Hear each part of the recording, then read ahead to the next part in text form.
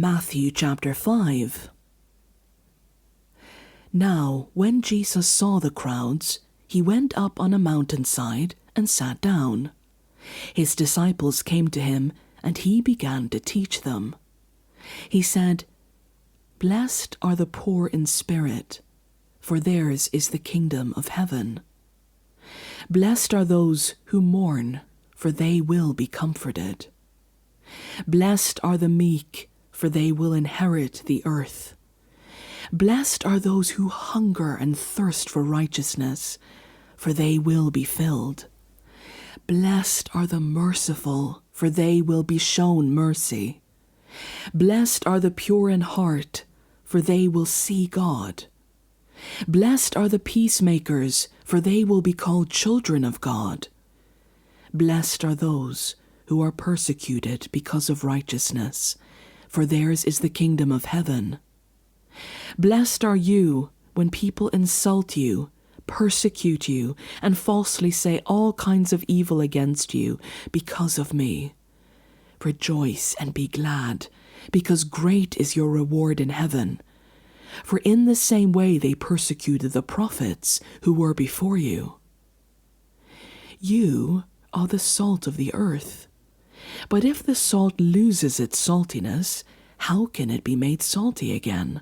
It is no longer good for anything except to be thrown out and trampled underfoot. You are the light of the world. A town built on a hill cannot be hidden. Neither do people light a lamp and put it under a bowl. Instead, they put it on its stand, and it gives light to everyone in the house. In the same way, let your light shine before others, that they may see your good deeds and glorify your Father in heaven. Do not think that I have come to abolish the law or the prophets.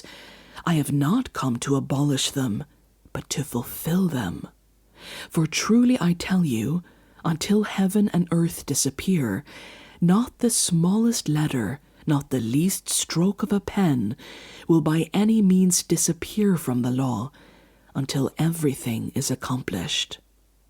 Therefore anyone who sets aside one of the least of these commands, and teaches others accordingly, will be called least in the kingdom of heaven. But whoever practices and teaches these commands will be called great in the kingdom of heaven.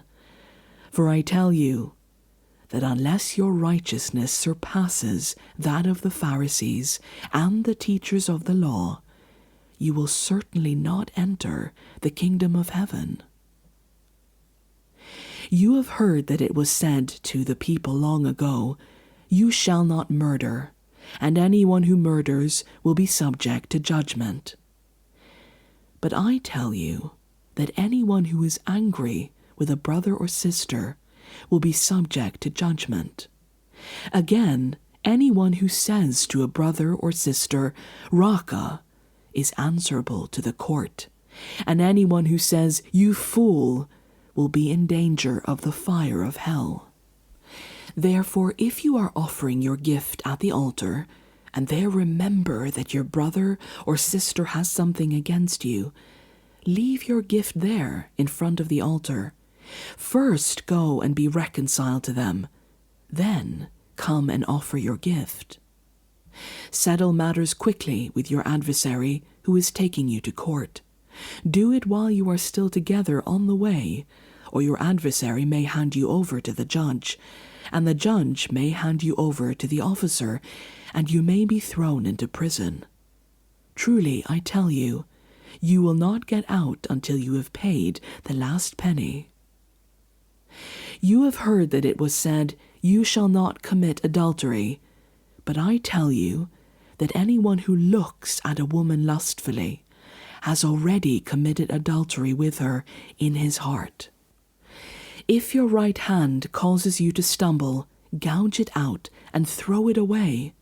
It is better for you to lose one part of your body than for your whole body to be thrown into hell.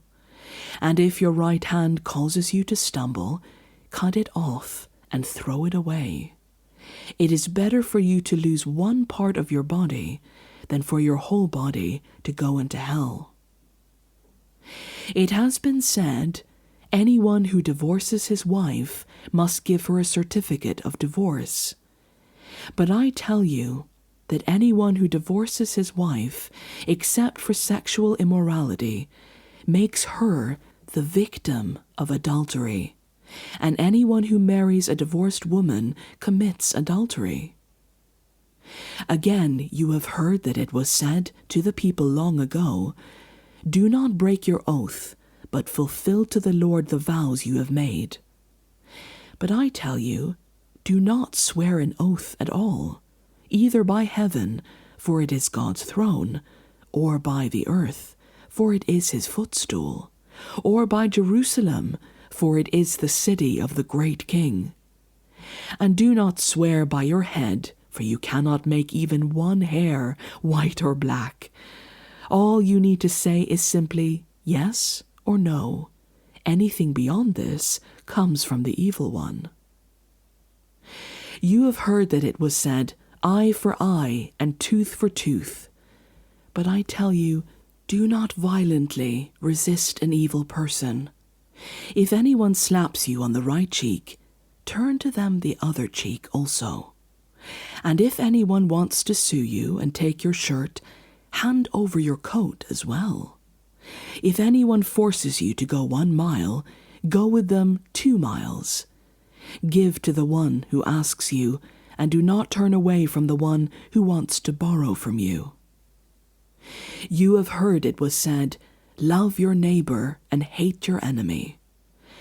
But I tell you, love your enemies and pray for those who persecute you, that you may be children of your Father in heaven. He causes his sun to rise on the evil and the good, and sends rain on the righteous and the unrighteous.